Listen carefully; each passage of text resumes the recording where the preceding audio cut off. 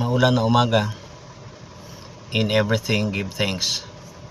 Papasalamat sa Panginoon dahil sa safety travel galing sa bahay papunta ritong trabaho.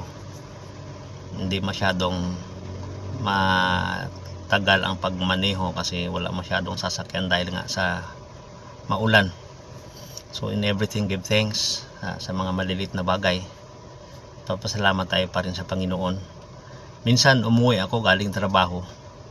Nadaanan ko may isang babae na nakahiga doon sa daan. Duguan yung kanyang ulo dahil nga sa nabangga. Pag nagmaneho tayo, mag-ingat tayo. Marami kasi mga reckless drivers talaga na napakabilis magpatakbo ng kanilang mga motorsiklo. Matraffic na nga, ang bilis pa magpatakbo. So pag na-aksidente, lahat tayo ay mapiperwisyo. So hindi lang ang mapinsala yung